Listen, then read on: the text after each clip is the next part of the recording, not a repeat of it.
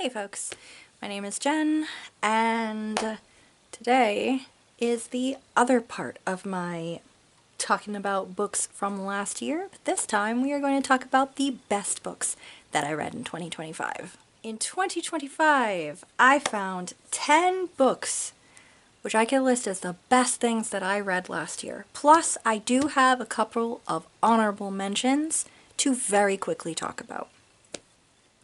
The first of these honorable mentions that I could talk about is Pride and Prejudice by Jane Austen. I did a reread of this book, and can I just tell you that this reminded me why I love reading Jane Austen. This was such an entertaining time, and because I have read because I've watched this particular version of it, by the way, more than I have read the book, there were a couple of things that I had completely forgotten about. Like, first of all, that Mr. Collins is way worse in the book than he is in the movie. Like, he's insufferable in the movie. He is a terrible person in the book.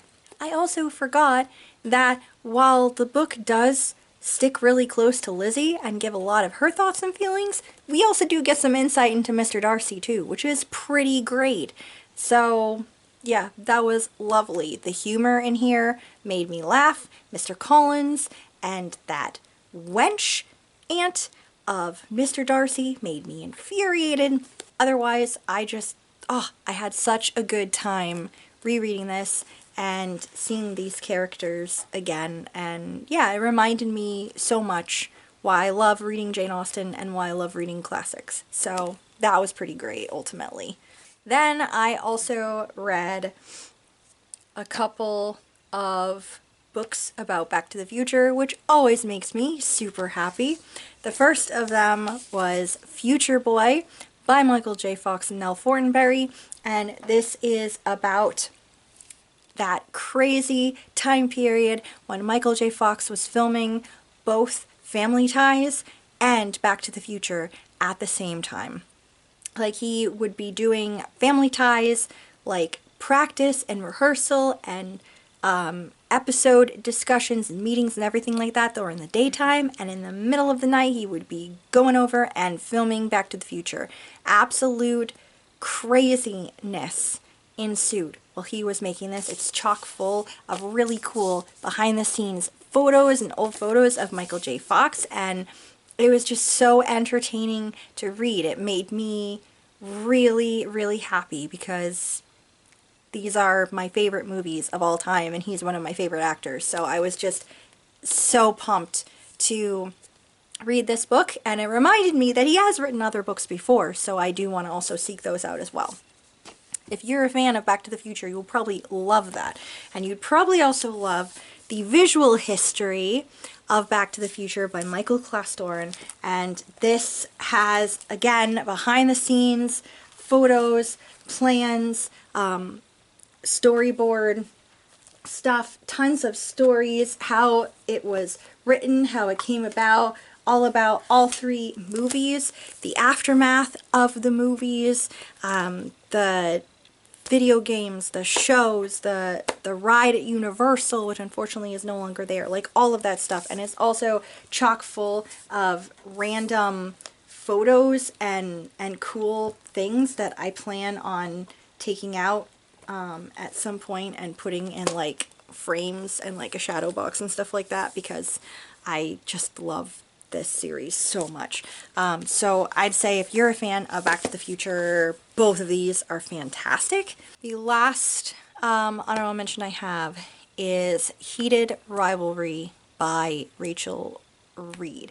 At this juncture, you may or may not be sick and tired of hearing about it, or you might get wicked excited to hear about it, but it is, again, just an honorable mention, so I'm not going to spend too much time on it. But I think if you have picked this book up or you have watched anything of the show, you understand the absolute phenomenon that is going on right now. It was so good. As someone who loves romances,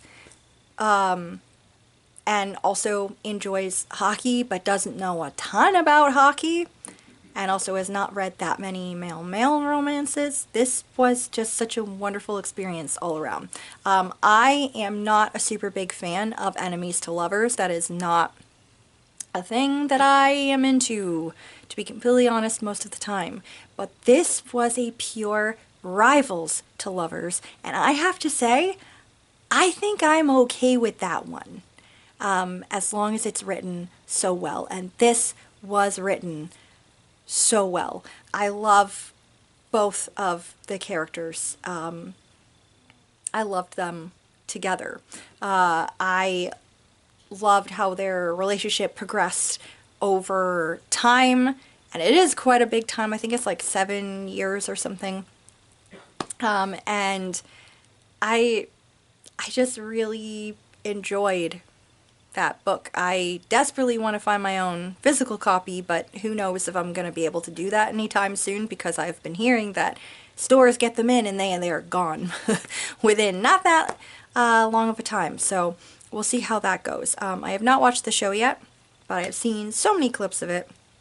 I really want to watch it, and yeah, I had a really good time with it. I'd say, as someone who enjoys hockey but isn't obsessed with it, I think it had the right amount of hockey in it, which was barely anything, but just enough to be interesting and add an interesting element to the story overall. And the spice was spicy. So yeah, I really loved it. And I want to read the sequel. And like I said, I want to watch the show, and I think I might want to read the other books in the series as well. So, alright, so that was the honorable mentions. Now we can talk about the actual 10 books, the best things that I read last year. First on the list, number 10, was Heartstopper by Alice Oseman. This is volume 1 of this graphic novel series about two boys in high school? Secondary school? It's in England. Secondary school, right? This is about Charlie and Nick and their relationship. So they start out just as classmates who are sitting next to each other, getting to know each other, and they become friends. And over time, that friendship starts turning into a little bit something more. Charlie is out and gay, and definitely is starting to nurse a crush on quiet but popular rugby player Nick. And Nick seems to be coming to terms with the fact that he might also have a crush on Charlie, and he didn't know that about himself before. This is so incredibly cute. Like, almost close to kicking your heels while reading cute. Like, this was absolutely adorable. I also really liked the art style in here. I think it was very simplistic but cute, and I loved, like, just the facial expressions on here were so wonderful. I also really liked this as well. I thought this was so very well done. It's just cute. Just so cute. This show, I have only watched, what, 1 episode, 2 episodes or something. I also really need to watch that too, but I really want to read more of it before I watch anything. So, yeah, but adorable. I definitely intend to read more of this series, and I can't wait to see where it goes. I think I kind of have an idea of where this is going to go, just because when I was looking up stuff that this author had, other stuff that she's written, I might have gotten a slight spoiler for these two, but I didn't mind it. Yeah, just absolutely adorable. I highly recommend. I think it's just, yeah, super cute, super sweet, and I think pretty good representation. So, Number 9 is Notes of a Native Son by James Baldwin. So this is a collection of essays by James Baldwin. Wow, this collection was fucking intense. If you saw my review on it, that will have more of my ultimate thoughts in it. But this collection, it took me a while to get through it, and part of that was because I genuinely wanted to take my time with this, and the other part of it was that I was so infuriated that I had to keep stopping and walking away from it and reading other things and then coming back to it again. And the reason I was so infuriated has nothing to do with this book itself, more just its contents, and that's because the same shit that he was talking about then is the same shit that we are dealing with now. And for me, that was very, I mean, for anyone, I'm sure, is so incredibly infuriating. But yeah, that's part of why I was so angry while reading. He talks about a lot in here, not only what it's like to be growing up as a black man in American society, especially back then. This collection came out in like 1955, I believe, but he is also writing about his experiences being someone elsewhere. You know, elsewhere in Europe, and specifically in like Paris, and being a black man, a black American in other places. He really digs into this feeling of displacement, like not really belonging anywhere, because you can't really belong in the country of your birth because people just won't let you exist. But it's also hard to exist in other countries as well, because if you go to other countries, you might get more freedoms, sure, than you would in America at the time, but then you also have to answer for your Americanness. You have to answer Europeans for your country. Like, what's wrong with it? It's like, that's a hard question to answer. Do you want a list? But this was so powerful and infuriating, and a lot of the times I was just blown away by some of what he wrote in here. He talks about everybody's protest novel. He really digs into some writing different novels that are kind of held up in a certain way, and they are not great representation, and are doing the opposite.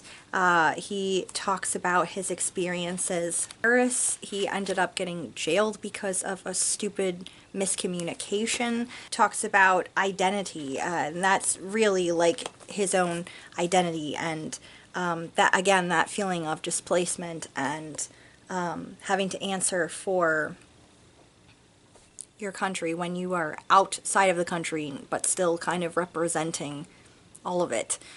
One of the essays, actually I think it's the last one, which is Stranger in the Village, really talks about dealing with that kind of otherness and dealing with it even when people are not coming at you from a place of wrath in their racism. It's more coming from a place of ultimate ignorance, but how that ignorance is still just as detrimental as the malice. And oh man, it was just, this whole collection was very powerful. And it was nice to see in one of the beginning parts of it, right at the beginning of this book, where I found out where one of my favorite quotes of his is from. So I was happy to see where this was from, and also to get more context of it. It's my favorite quote of his, and it is, "I love America more than any other country in the world, and exactly for this reason, I insist on the right to criticize her perpetually." This was a great essay collection. I highly recommend it.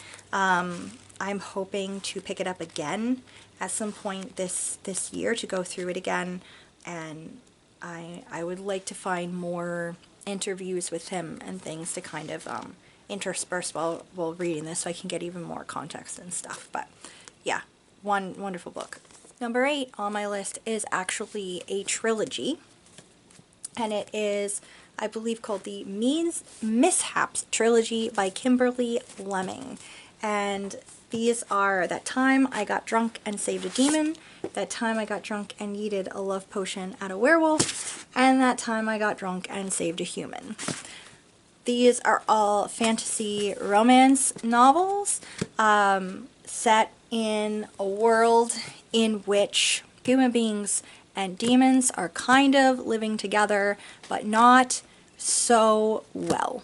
In this world, when they're talking about demons, they're not talking about, like, you know, biblical demons or anything. The demons they are referring to are more just monsters, creatures. So werewolves, technically, dragons. 2 of these books are about dragon shifters and stuff. You know, any other type of creatures. Oh, there's a spider creature in here, which is very unfortunate. That's basically what they mean by demon. And years ago, these demons kind of broke through, and they're all over the place. And this is a world in which some areas, demons and humans kind of live together. Kind of okay, but not so well. Demons are kind of enslaved and are used as like servants, and in other countries or areas, like, they are instantly gotten rid of most of the time because they often seem to be so angry and attacking humans. In the first book, Cinnamon is on her way home from a festival. She's a little bit drunk, and she sees a man who needs help, helps him, realizes after she helped him that he actually is a demon, a dragon shifter, actually. Shenanigans ensue. He ends up needing her help to defeat this sorceress who has been torturing his people for, like, centuries. That Time I Got Drunk and Yeeted a Love Potion at a Werewolf is about Bree, who is given a love potion, realizes she was given a love potion before she drinks it, and chucks it away from herself and accidentally hits this werewolf in the back of the head. He is totally in love with her. He insists it's because he's a werewolf and he imprinted on her. She insists it's because he got hit with the love potion and doesn't want to trap him into a relationship. Shenanigans ensue. And in the last book, this human is trapped in a tower by an older dragon, and this other dragon decides that he is going to save her from her fate, and he does indeed save her, but he is convinced that she is actually his mate, and he only saved her so that he could keep her. Shenanigans ensue. These books were so damn entertaining. It was not the first Kimberly Lemming book that I read. The first one I read was actually an audiobook, and it was a sci-fi audiobook, but I enjoyed it so much. I enjoy these way more, to be honest, because the other one I read of hers was a Why Choose, and that is not a thing that I'm particularly into. People being in fake relationships or in crazy situations that force them to be helping each other and then love happens, hey, I'm into that. So, and I'm also into paranormal romances. This renewed my love for paranormal romances. It renewed it. It reminded me why I love them so much, why I was so into them when I was in high school and college. I fucking devoured these and had such a great time with them, to the point that I am honestly considering reading them again very soon. I really hope that she comes out with more of these because they are so much fun. There are spider creatures, which ultimately were not my cup of tea. There was a zombie situation. Also, woo, did not like that. But at the end of the day, these were still so much fun, and it wasn't just the situations that they were in. It was the characters themselves. It was their way of dealing with each other. I loved the friendships that were in here. I loved the romances that were blossoming. I wasn't fully on board with these dragon guys for some of their romances because they could be a little bit pushy, but they still were not like majorly disrespectful, so I was still pretty okay with it. And the spiciness was spicy, like damn.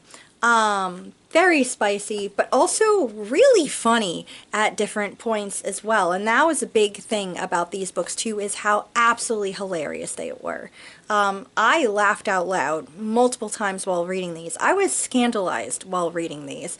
They were just so much fucking fun. I really, really hope that Kimberly Lemming wants to write more within this world, because I also found the world really fascinating and I would love to see more of it. Like, we got a good idea of a chunk of this world, but there's so much more that could still be explored, and I'd really love to see more of that. And I love to see more of these characters, even if they're just kind of tertiary. I would just, yeah, I loved these books so much, and not only were they so much fun, but they definitely brought me a bunch of joy when I was in my head and not having a lot of joy at all. These really helped distract me and did bring me a lot of joy when I was reading them this past year. So yeah, these are great. Number 7 is How to Sell a Haunted House by Grady Hendrix. This book, wow. I don't know what I was thinking when I got this book to read. I mean, I assumed that I was going to enjoy it, but I was also a little skeptical. There is horror that I enjoy, but for the most part, the horror that I enjoy is Stephen King. And I get a little nervous when I try out new people because sometimes it's okay, and sometimes it's really not okay.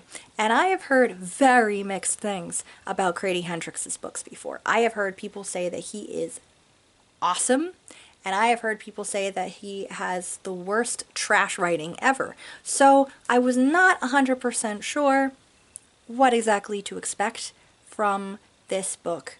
This went beyond what I expected, to be completely honest.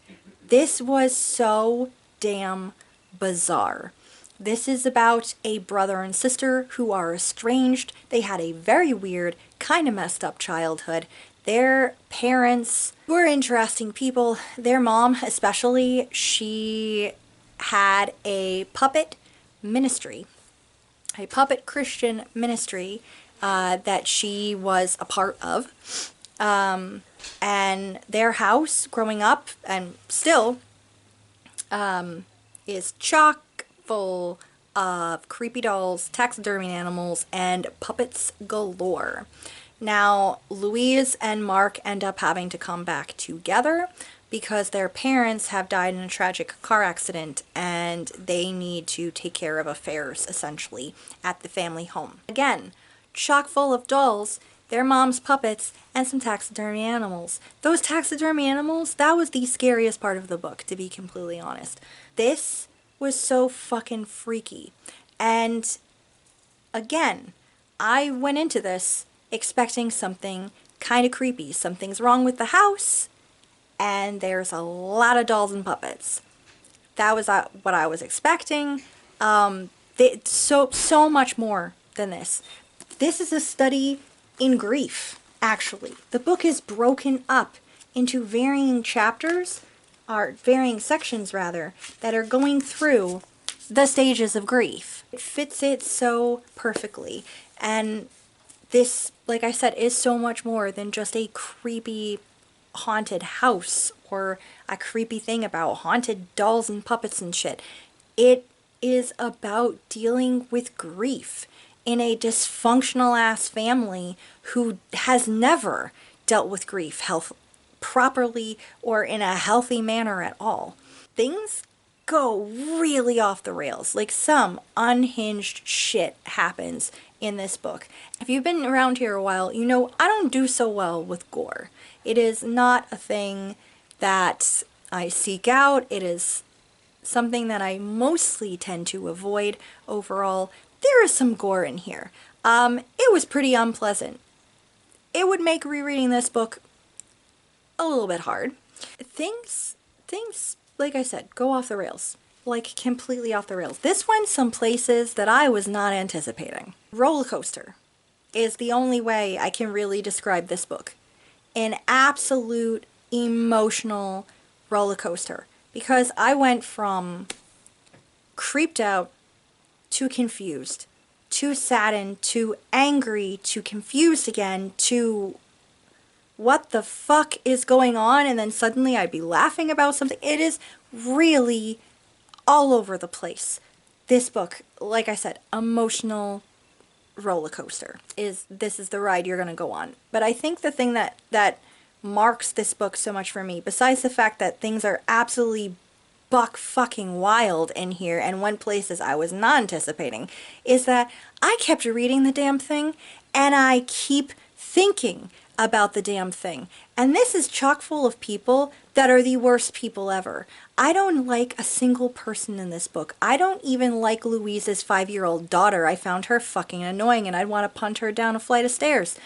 I don't like books where I don't have somebody to root for.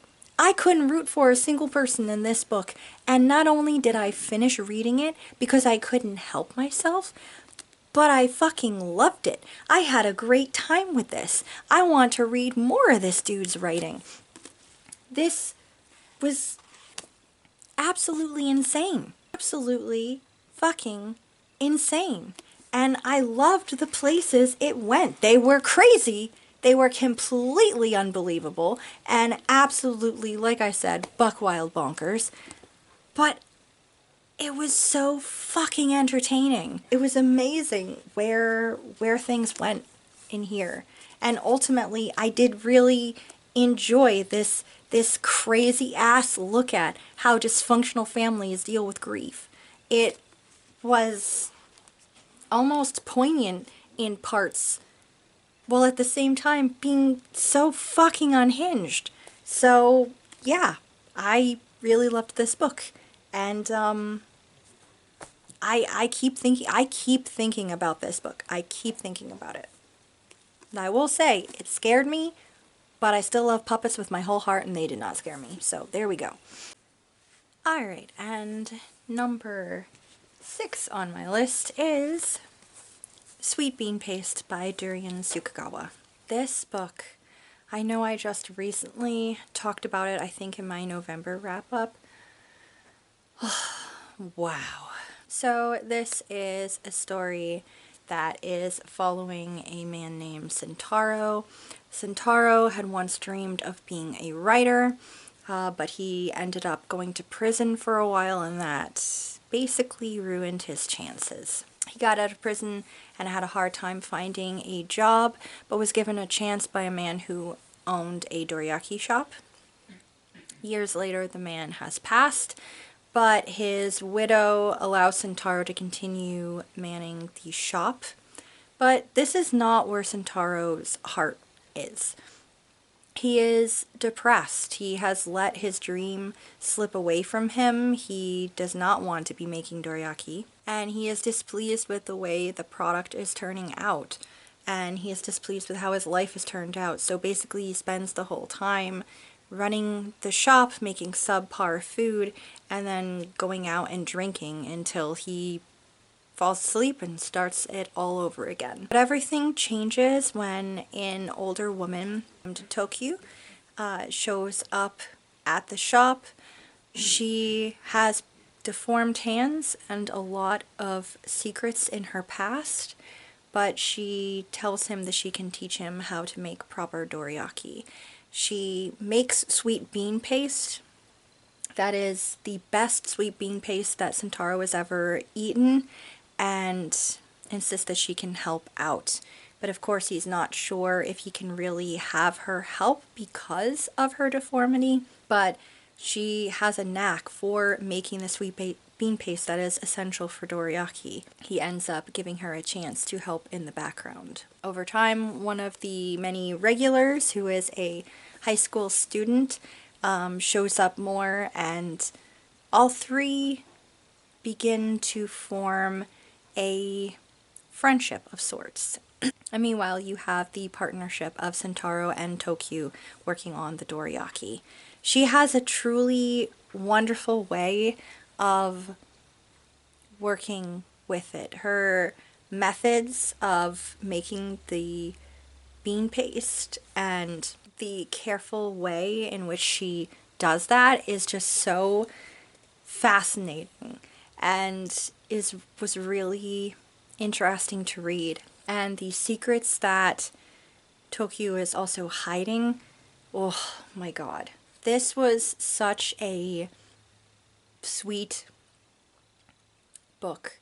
I will say though, if you are looking for something that is just a sweet found family, which is what I thought this was, you're going to get elements of that, but ultimately it is a lot more than that, and things tend to lean a bit more towards the bittersweet.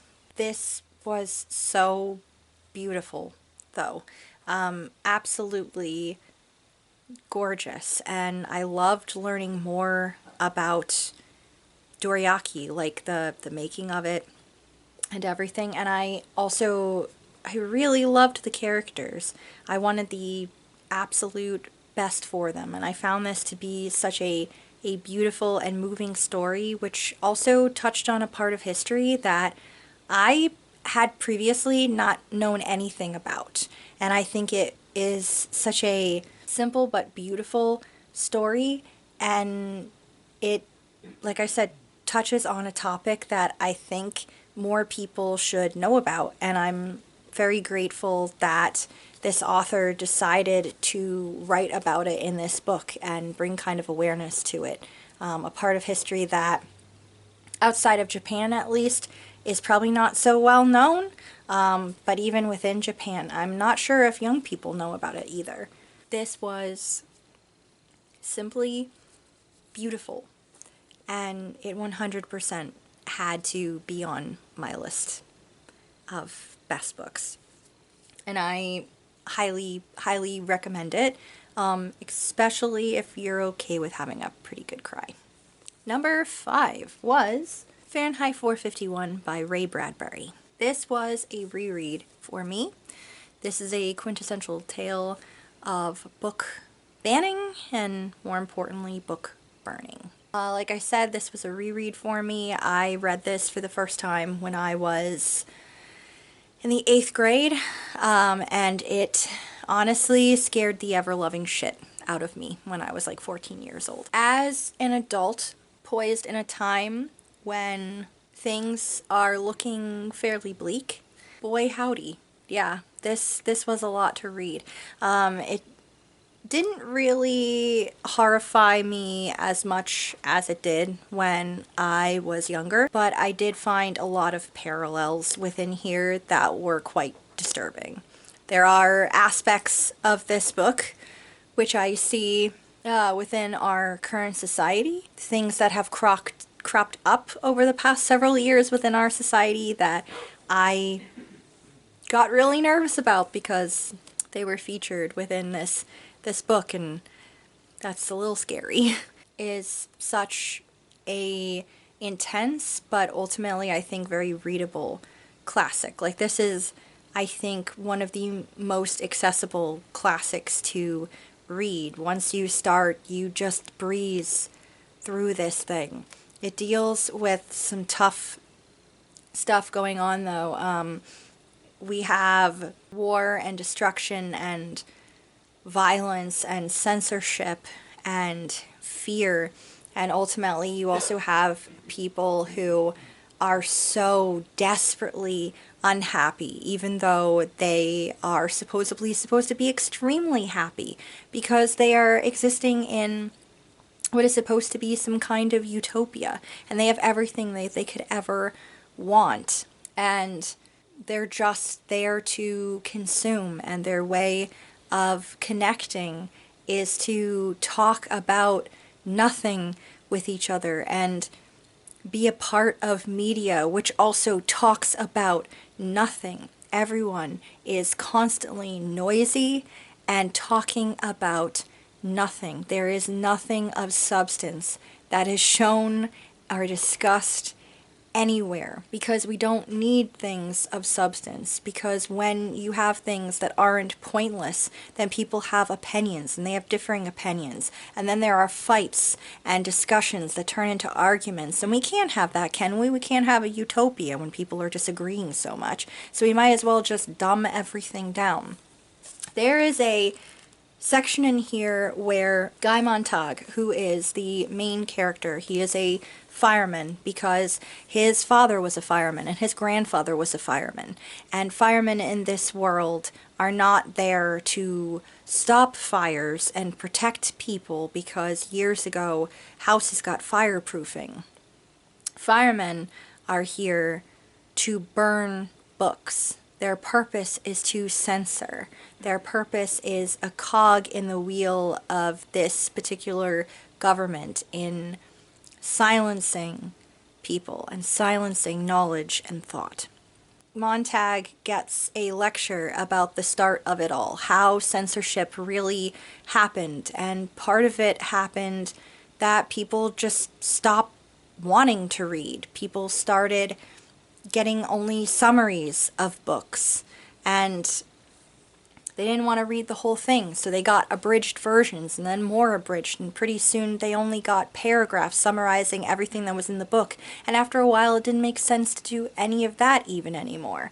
And it's really hard to not be a little nervous when you see in our world that I guess some schools aren't assigning whole books anymore. They're only assigning pieces of them. There is AI that is shortening books down to be more palatable for people. And there are people here on YouTube and on TikTok trying to teach you how to get more out of your reading by getting super abridged versions of the book so you can get the gist of it better. And this is, like, in my mind, anti-intellectualism, anti-art. This is anti-fucking humanity and life, because sometimes books go on for crazy ever, and it can get really confusing or overwhelming sometimes, but the beauty in the words that are written in these books. Count of Monte Cristo, for example, it is nearly 1,300 pages long, and God, does Dumas go on for some time, and there are twists and turns within that book, but it is a joy to read every single word of that book, because he is ultimately talking about humanity and revenge and moving past the grief within your heart to hopefully have hope at the end of the day, and you just can't get that in an abridged 3-paragraph summary. You need to experience the entire thing. That is just, I get so upset about the way people talk about books, and it feels so weird to go out there in the world and hear people talk about books when I know that that's not how a lot of people feel. But then again, I'm looking at life through a vacuum because I am existing here on BookTube and on Bookstagram, where there's so many of us who feel so deeply about the written word. And then you go out into society and people ask, does anyone even fucking read anymore? Or what is the point of a library? Just close it. Like, that is so absolutely insane. And if we start really agreeing with that or thinking about it or not fighting those ideas, then we will end up in this world that Ray Bradbury foresaw. And that's just really freaky, and it was good to read this book to be reminded of that. And I think one of the best parts of this book actually is not the book itself even, it is the afterword that Ray Bradbury wrote. Besides his afterward, there's also a coda that he has even after that, discussing more about this book and how he felt about censorship, and it's so beautiful and so rightfully angry. Yeah, this was just an absolutely great time, I think, to be rereading a book such as this. Number 4 on my list was, well, I'm going to hold up my favorite of these books, but in general, it's going to be the Lady Hardcastle mystery series by T.E. Kinsey. This was one of my top favorites in the series, An Act of Foul Play, because I just loved the setting and I loved characters that were introduced in here, and I just had a really good time with it. But this series in general is what really counts. This entire series so far, there are like 13 books I think we have so far in this series, and from what I saw not too long ago on Instagram, I believe T.E. Kinsey is finishing up the next volume or something like that. So hopefully book 14 incoming. This is a mystery series that is set within Edwardian England, following Lady Emily Hardcastle, an eccentric woman, and her lady's maid and companion, Florence Armstrong. These two are both eccentric, quirky women who have lived eccentric, quirky lives and went through crazy situations that made them kind of breach that line between servant and employer into being close friends and basically family. The two have gone through a lot together, and they used to be involved in the crown, basically working for the king undercover and doing various things. But then at the beginning of the series, A Quiet Life in the Country, they decide that is indeed what they want, a quiet life in the English countryside to retire and work on their own things. Like Florence wants to cook more and read tons because she's a voracious reader. Lady Hardcastle has moving pictures and things that she likes to do. So they just want this quiet life, but as soon as they move to this town, they get pulled into a murder investigation, and things just happen from there. People drop like flies, and these guys are moving around and creating havoc and solving mysteries here and there, along with a absolutely quirky, weird little town of Littleton Cottrell. But it doesn't just take place in all of these towns either. There's plenty of things that take place in different places. Like this book, for example, is in Bristol. But this series is so much fun. Like, I had an absolutely entertaining time reading this whole thing. It takes place in Edwardian England, which is a time period that I honestly don't really know that much about. But I love learning different things about it, and there is so much research that was obviously put into this series. I liked that at the back of the book, the author has put like a whole section to tell you about the parts of history that he wanted to use and the things that he changed, and varying things like that. It's so interesting. Part of this book, though, it's a mystery series and mysteries are solved in it, but ultimately that's not what I am here for with this series. I am here for the setting and the characters. The characters are the absolute best part of this book series, and they are maybe not as hardworking as some other detectives that I could name, like Sherlock Holmes, for example, and maybe they do a hell of a lot more eating and bumbling around than Poirot or Miss Marple even, but at the end of the day, they get the job done.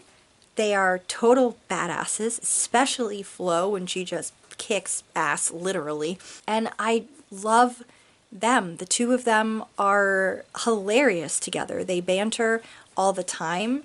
The trouble that they get up to is wonderful. I love their quirky little house. I love their quirky little town and all of their weird ass friends. I really love existing in this world, and this, honestly, there's a reason why this whole book series basically became part of my personality this summer, and it's because I wanted so desperately to exist in this world where these two women are respected by a wicked cool police detective who looks to them for assistance, and where they're solving mysteries and getting into shenanigans with spies and foiling assassination attempts, and having random jazz ragtime nights with two really weird ragtime band people. Like, I just love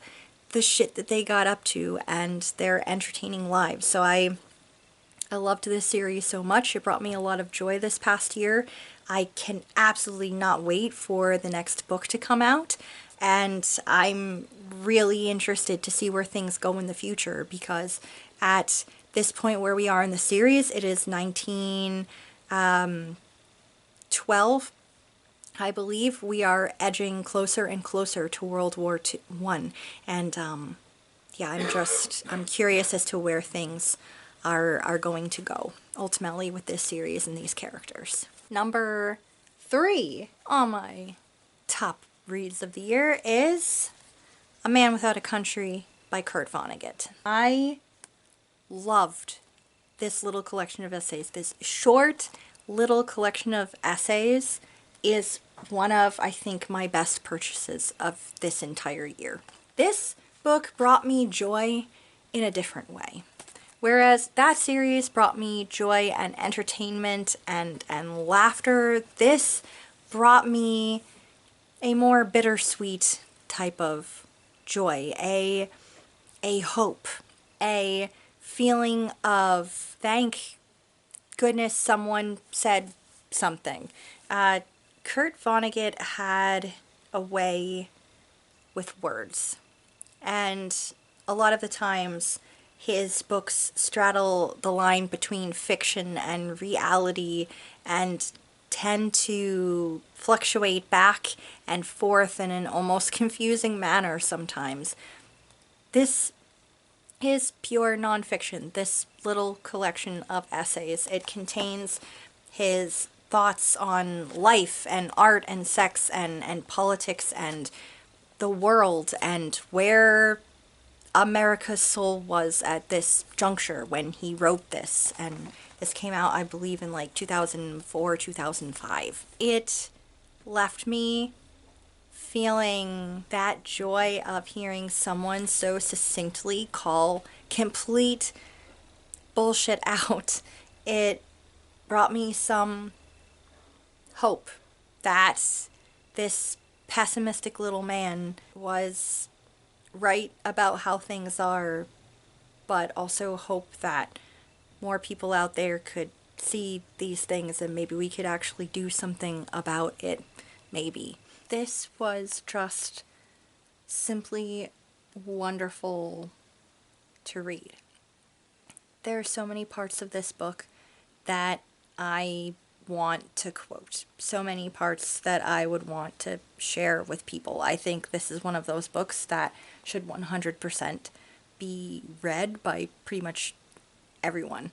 It's so good, and I don't know how things would be like copyright wise or whatever, but I also have been contemplating maybe putting up a video at some point that is an audiobook of this, like reading this book, just because I want it out there. I want more people to experience this book and read it. And there are so many quotes of this that I would want to share. It made me laugh, it kind of made me angry and upset, and like I said, kind of hopeful.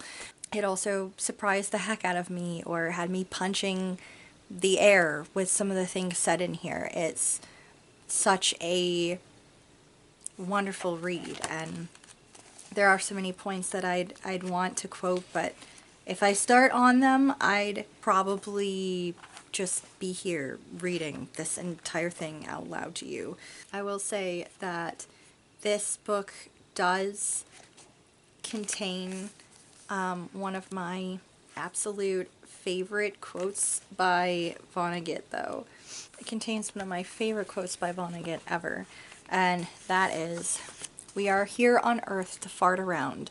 Don't let anybody tell you any different." Number 2 of the best books that I read in 2025 was Ephemera by Sierra DeMulder. This is a collection of poetry, and this is another one of those books, actually, that I read way back in January of last year. I have been a fan of Sierra DeMulder for a long while now, although I hadn't, prior to this, read or owned a collection of her poetry before.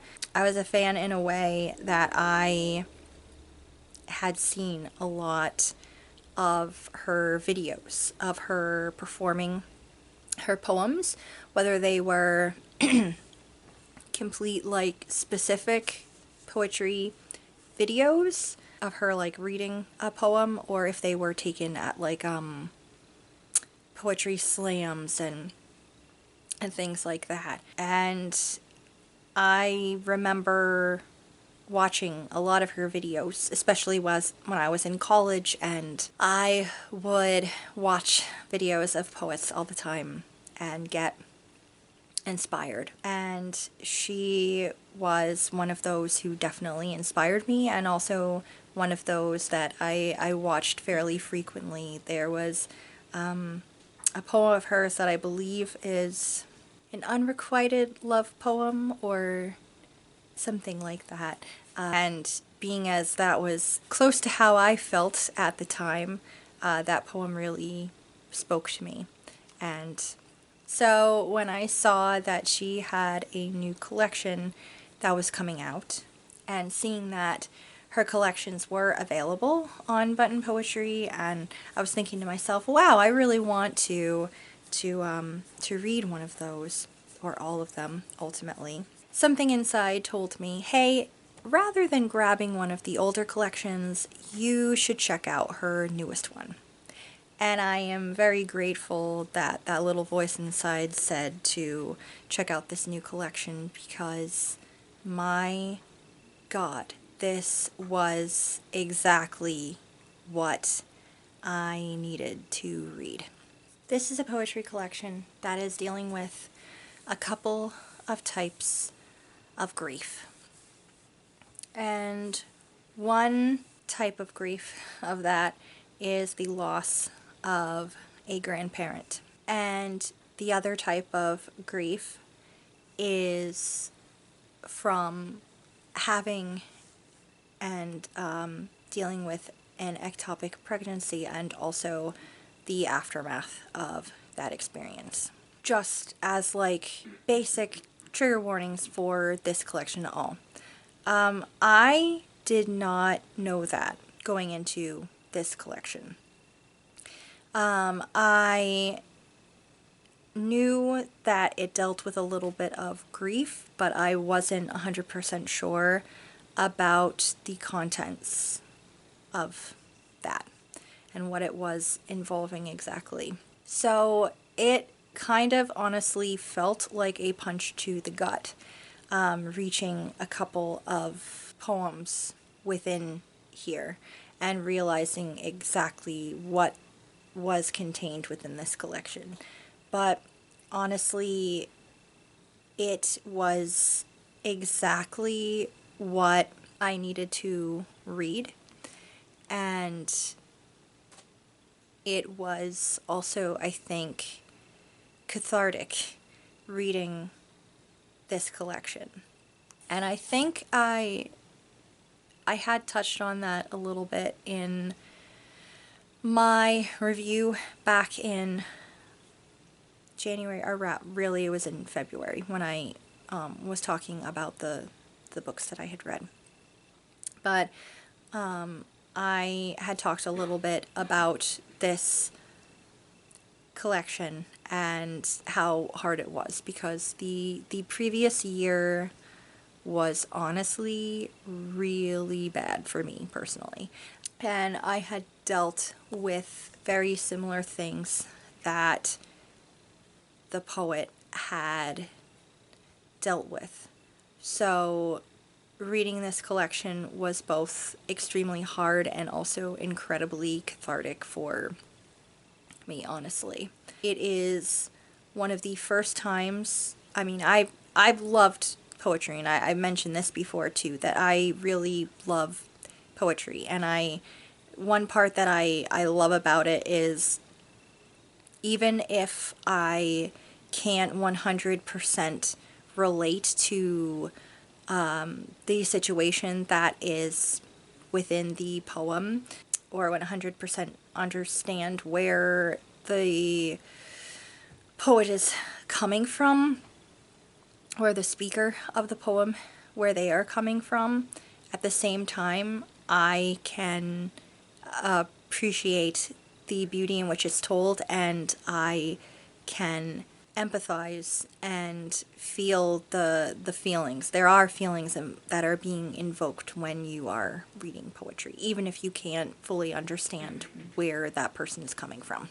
But this poetry collection, I think, is one of those very few times that I have felt so fucking seen within this.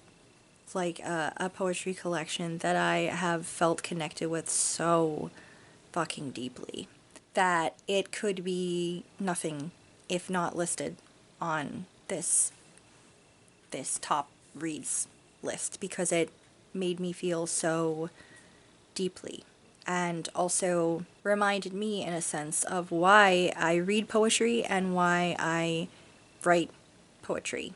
And part of that is the hope of writing something that can make someone else feel very seen. So I absolutely love this collection. Trigger warnings all around for this, but still so absolutely beautiful and ultimately hopeful. And the top book that I read in 2025, it could really be no other book than this, quite honestly. It's Fan Service by Rosie Danan. I read this book 3 fucking times last year, which for me is unheard of, because I will occasionally, you'll see me read a book twice in 1 year. Usually it's Christmas Carol, because I'm reading it physically and also listening to an audiobook, or maybe it's another book because I want another go at it to understand something again, or maybe I read a book at the beginning of the year and then realized, man, this would be a perfect fall time read, and I pick it up again in October or whatever. But rarely do I ever read a book 3 times, and 3 times in quick succession. I read this in March, I read it in April, it's the only book I read in April, and then I read it again in like July, I think. Guess what, guys? There's a bookmark in it because I just started reading the damn thing again. I am obsessed with this fucking book. This is a story about Alex, who has been a huge fan of this supernatural show for years. It got canceled a while ago. She's been a fan of it for years, but she hates the actor who is the lead. He was a werewolf in it. And the actor's name is Devin, and she really can't stand him because she had a bad encounter with him when she was a teenager. She is also a mod of a website that basically categorizes and catalogs the entire show and everything to do with it. The problem is that down on his luck, Devin thinks that he is starting to turn into a werewolf now, and he reaches out to the mod of the show's website for help to deal with this, and in walks Alex. These two start out as enemies and become friendly and eventually a lot more. This is spicy, it is fun, it is funny, it is entertaining. I was scandalized reading this damn book. There is a part in here, I read this in public around other people. Like, I was away on a getaway weekend with people, and I was fucking scandalized reading this. I had to scrunch down in my seat and look around to make sure no one was behind me. I was so fucking scandalized by something that happened in here. Whew, wow. And I didn't mind a single second because this is so hot and so good. This is what I've always hoped for within a werewolf romance. This contains everything that I could ever have hoped for within a werewolf romance. And I loved every second of it. Every time I've read this damn thing, I love this book so much. I am anticipating marking the shit out of this up. I might annotate this time around. I am that obsessed with this book. It reminded me of how much I loved paranormal romances and how exciting this world was to me. And if you've ever been a fangirl of something, especially something paranormal like this, like I had a couple of shows when I was younger that I was obsessed with. It gave me lots of feelings about that, about being someone who lived within the fan spaces and who grew up reading the shit out of fan fiction. And just, oh, it's so wonderful. If you've ever been a fangirl or a fanboy or a fan person of anything, you will probably really like this romance novel. It was just absolutely wonderful. And because I'm still obsessing over this book, and because it inspired me to do more writing of my own within romance, because it is so spicy and funny and such an interesting concept. Like, even the parts of it that are cringy, I couldn't help but love it anyway. It could be nothing except my top book of the year. Like, I'm still thinking about this book, and like I said, I'm reading it again. That is how much I love this damn thing. I desperately want them to make a TV show of this, or a movie, or something, and they better not fuck it up, whatever they do. But I loved this so much. So yeah, guys, that is everything that I read in 2025 that I loved the most.